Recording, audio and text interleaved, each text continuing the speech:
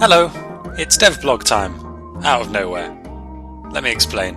At the end of my Let's Play of the Talos Principle, I was riding off a nice high of philosophical intrigue, all these questions about the future both personally and as a species. So I said I'd start a blog, and focus on developing myself, my thoughts, approaches and understandings towards the world. At around the same nanosecond my career came into existence, which was really distracting. That was about 9 months ago, so I've been busy or lazy. Even so, I have tried to write things for a blog many times since, but I've never had the level of focus I felt it required. The topics I had in mind were really horribly disjointed and unrelated to what I was actually doing at the time. But over the year, I've been teaching myself to code, and I've gotten all right at it. I passed this exam with entirely stationary colours. I'm happy with that though. Apparently it's intended for developers, of which I'm not one, with 1 or more years experience programming, which I haven't got, the essential business application logic, which I can only just differentiate between, for a variety of application types and hardware/software platforms. Not even close. So while I seek out some real-world application for this new skill, what can I do in the meantime that I'm actually motivated to achieve? Well, I've always wanted to make a game. I wrote a massive design document when I was 19 or so, for a thrilling AAA title, had all sorts of domicile infiltration mechanics that I wanted to see. I had a go at making something a couple years later, but my lack of knowledge and my ridiculously ambitious goal killed it within a week or so.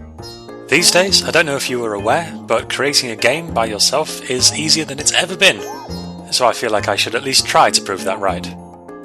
Recently I picked up Unity, because I'm aware that it exists, it's free, and it boasts ease of use. And indeed, I found it implausibly intuitive so far. Having a play has led to me dialing back what I wanted to make a game to be, to something I think is within my power.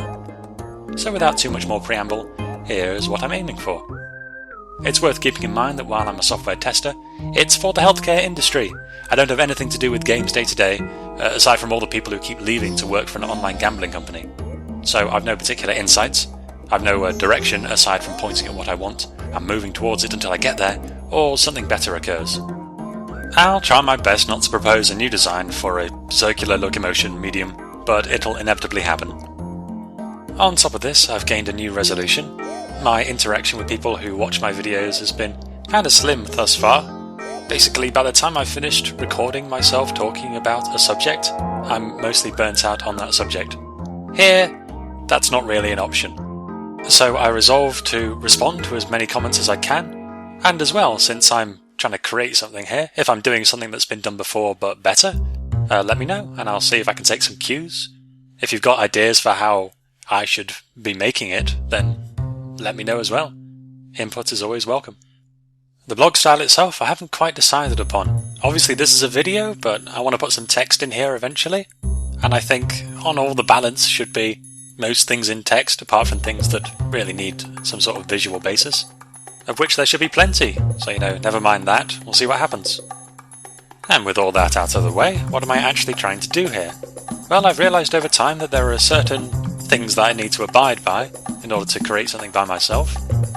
Number 1, have no more than 2 to 4 core mechanics to encourage tightly focused design and gameplay.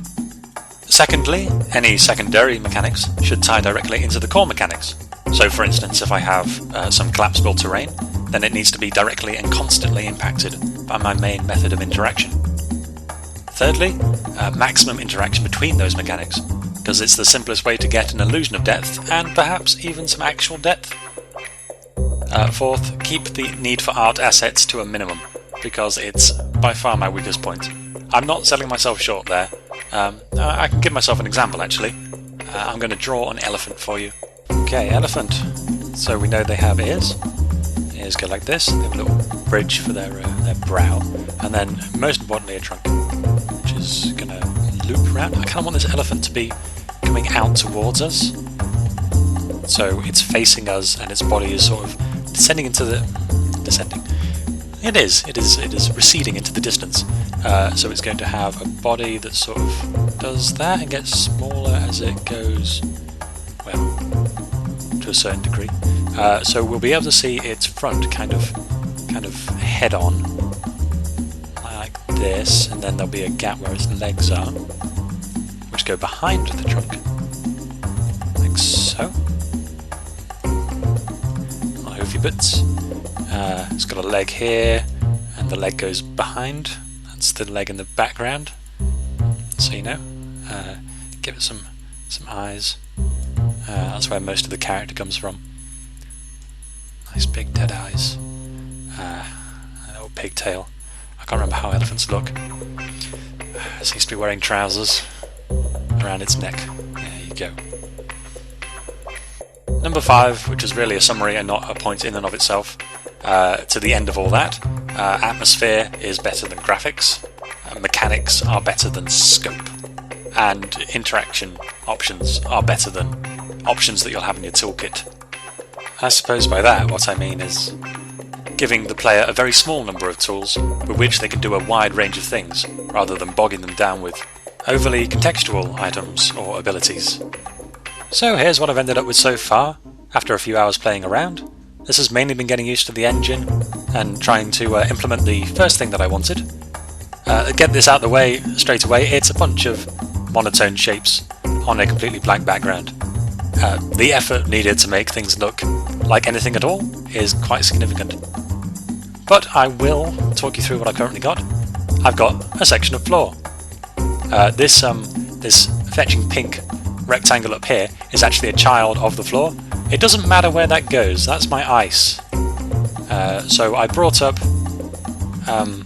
I didn't really bring up any of the themes that I wanted to do in this game. One of them that I want is fire. I want the benefits of fire. I want its practical applications. In games it's mainly used as a force of destruction and turmoil, burning people alive. What I want is to see what it can do on a more practical sense. Keeping people warm, melting ice. I'm sure I'll think of other uses for it at some point. But yeah, heat is definitely a key word through this project. So this represents ice, and I brought up collapsible terrains at some point. That's what this is about mainly. What I want is something that will respond to a heat source and melt away. So the basics of that is getting something that deforms when you bring something in close to it. So you see, when I start running this, it snaps straight to it because that's what the script says. There's a bunch of variables that say what size and what distance above its parent it should be. I want that to be universal across all the objects it attaches to, so that it doesn't matter what it's attached to. I can tweak its size, and the way that it collapses will be the same each way. So if I grab this object here and I bring it in close, see it starts deforming.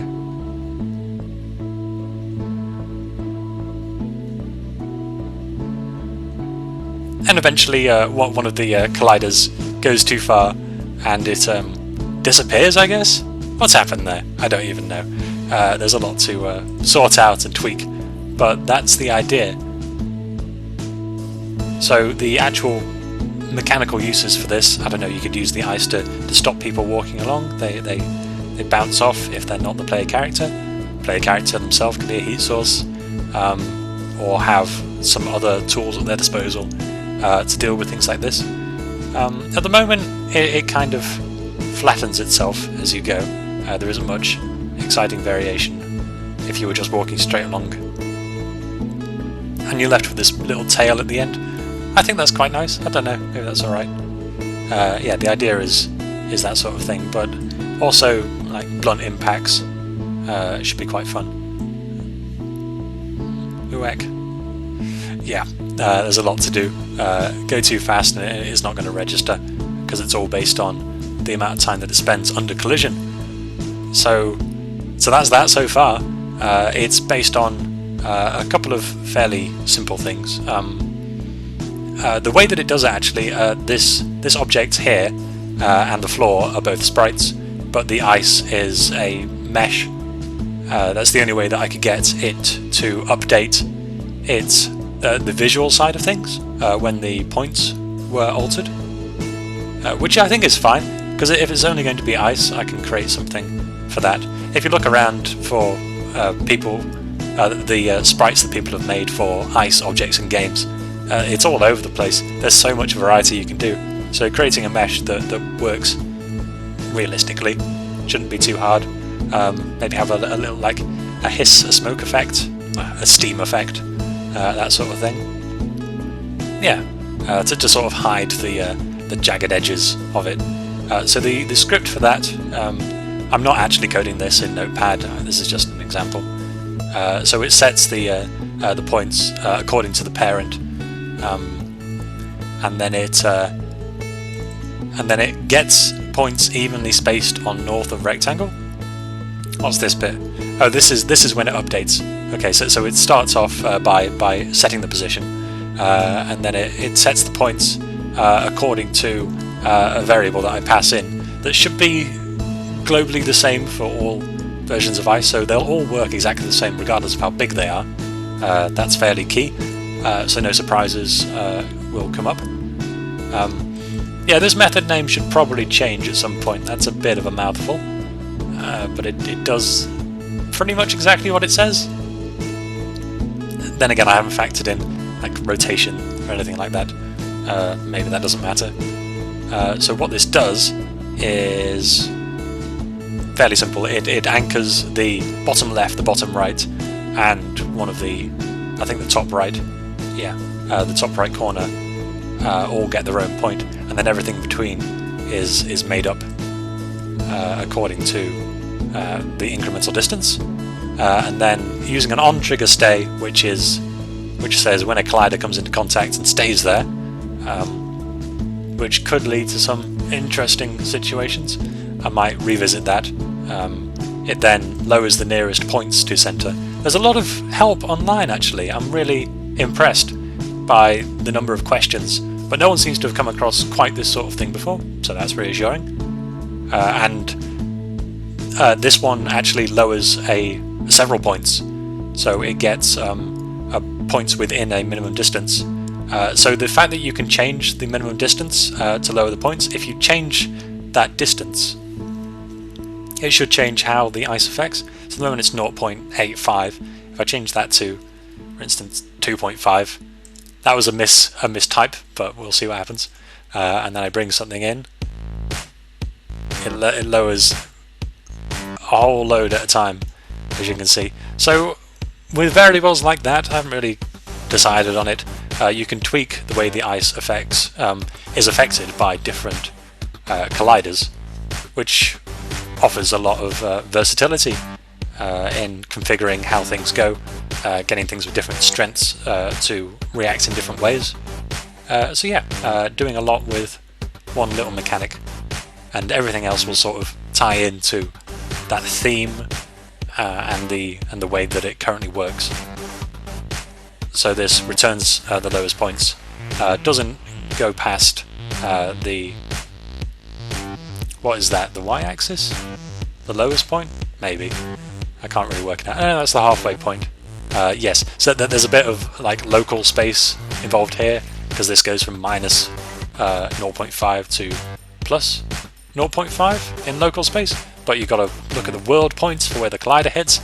I imagine there'll be a lot more of that, but this bit wasn't too difficult. Yeah, that's it so far. Yeah, I'm going to keep on playing with this and try and refine it and make it do what I want it to under a lot of different circumstances.